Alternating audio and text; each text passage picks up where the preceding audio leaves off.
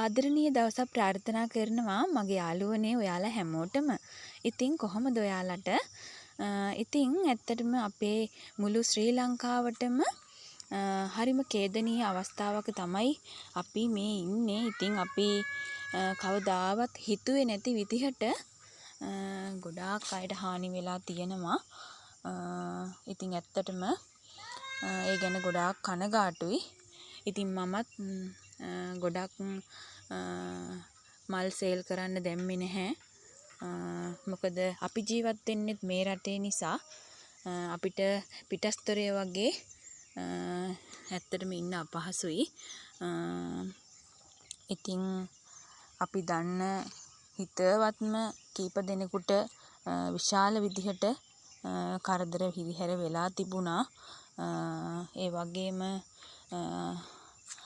අපේ ලාංකික ආදරණීය හැම කෙනෙකුටම ඒ අයවත් හිතුවේ නැතුව ඇති ඒ අයට එහෙම කරදර වෙයි කියලා. ඉතින් ඒ අයටත් ගොඩාක් ප්‍රශ්න වලට මුහුණ දෙන්න සිද්ධ වෙලා තියෙනවා.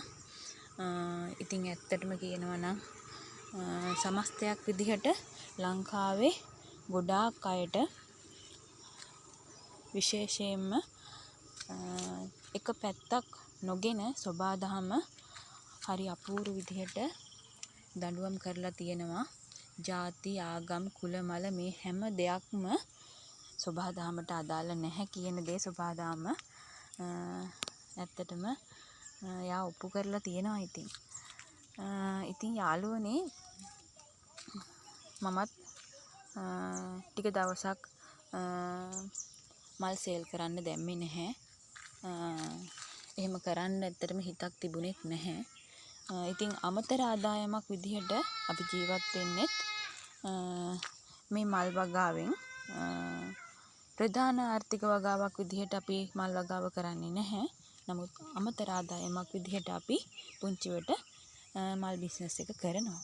ඉතින් ඊටපත් වෙලා ඉන්න ආදරණීය ඔයාලා හැමෝටම වගේම තාමත් එයාගේ ගෙවල් වලට යන්න නැතුව යන්න ඉන්න තැනක් නැතුව අසරණ වෙලා ඉන්න ඔයාලා හැමෝටම මම ප්‍රාර්ථනා කරනවා ඉක්මනින්ම ඔයාලගේ කරදර විනාශ වෙලා වාසනාවන්ත කාලයක් ඔයාලා හැමෝටම උදා වෙන්න කියලා. ඉතින් ඒ වගේම තමයි net house ගොඩාක් විනාශ වෙලා තියෙන අවස්ථාත් තියෙනවා.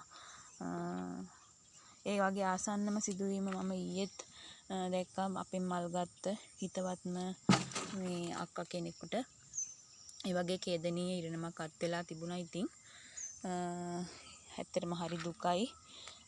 ලොකු විනාශයක් සිද්ධ වෙලා තිබුණා මුළු රටටම. ඉතින් හැමෝටම ඉක්මනින්ම ඒ කරදර විනාශ වෙලා ලස්සන වාසනාවන්ත කාලයක් උදා වෙන්න කියලා තමයි මම නම් ප්‍රාර්ථනා කරන්නේ. ඉතින් ගම් වතුර නැති පැතිවල අය පැකේජ් ඉල්ලනවා, මල් ඉල්ලනවා, පැකේජ් හදා ගන්නවා. ඉතින් බලමු මම ලබන සතියේ වගේ ආපහු ඔයාලට පැල දෙන්නම්. මමත් පැල දැන් පහුගිය දවස්වල වැස්ස නිසා ගොඩාක් කට් කරගත්තා.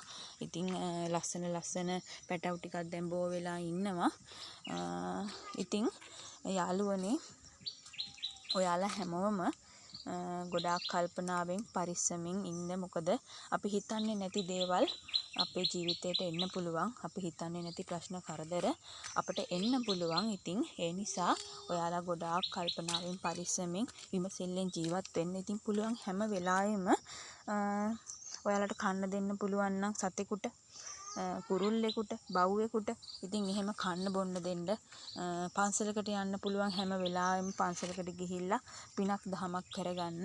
ඉතින් මිනිස්සෙකුට, අසරණ මිනිස්සෙකුට මොනවා හරි දෙන්න පුළුවන් නම් එයා වෙනුවෙන් බත් පැකට් එකක්, වතුර බෝතලයක් හරි කමක් නැහැ, රුපියල් 50ක් හරි කමක් නැහැ දීලා පුළුවන් මේ ජීවත් වෙලා ඉන්න ටික කාලේ පින් රැස් කරගන්න. ඒක තමයි කියන්න තියෙන්නේ. ඉතින් මොකද අපි හිතන්නේ නැති ගොඩාක් දේවල් අපට ලැබෙනවා. අපි හිතන්නේ නැති වෙලාවක අපට මුදල් ලැබෙනවා. අපි හිතන්නේ නැති සැප සම්පත් අපට ලැබෙනවා වගේම තමයි අපි හිතන්නේ නැති ගොඩාක් වෙලාවට අපේ ජීවිතවලට කරදර, ප්‍රශ්න, බාධක ওই විදිහට එන්න ගන්නවා. ඉතින් ඒ නිසා ඔයාලා හැමෝම ගොඩාක් පරිස්සමෙන් සන්තෝෂෙන් ඉන්න යාළුවනේ. ඉතින් මම ප්‍රාර්ථනා කරන්නේ දැනට ලංකාවේ මේ පවතින තත්ත්වයක් ඉක්මනින්ම විනාශ වෙලා ලස්සන කාලයක් අපේ රටට උදා වෙන්න කියලා. ඉතින් ත්‍රිවිධ හමුදාව, පොලිසිය, සිවිල් ආරක්ෂක බලකාය ඇතුළු අනිකුත් සියලුම අංශ නියෝජනය කරන හැම දෙනාටම මම ආශිර්වාද කරනවා. ත්‍රිවිධ රත්නය ආරක්ෂාව ආශිර්වාදය අයට ලැබෙන්න කියලත්. ඉතින් ඔයාලා නිසා තමයි අපිත් මේ විදිහට ජීවත් වෙන්නේ, හුස්ම ගන්නෙ. ඉතින් ඒ අයවත් ආදරෙන් මතක් කරන්න ඕනේ.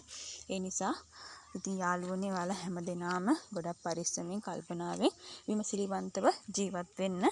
එහෙනම් යාළුවනේ අපි ළඟදීම මුණ ගැහුණු ලස්සන මල් කෙල්ල ටිකක් එක්ක ලස්සන බබාලා ටිකකුත් ඉන්නවා මේ විදිහට ඔයාලට දෙන්න මම හදලා. ඉතින් මට නම් ලොකු හානියක් වුණේ නැහැ මගේ වගාවට. ඉතින් ඔයාලා හැමෝටම යාළුවනේ ගොඩාක් ස්තුතියි මේ විදිහට මේ වීඩියෝ එක බලන ඔයාටත්. ඒ වගේම මම එහෙනම් ගිහිල්ලා එන්නම්. ඉතින් අපි මුණ ගැහුමු 2026 නව වසර. කොච්චර බාධකකම් කටළු තිබුණත් ඉතින් නව වසර බාර ගන්නත් ඕනේ. ඉතින් මම ගිහිල්ලා එන්නම් යාළුවනේ. ඔයාලා හැමෝටම ආදරණීය දවසක් ප්‍රාර්ථනා කරනවා. එහෙනම් මම ගිහිල්ලා එන්නම්. බුදු සරණයි.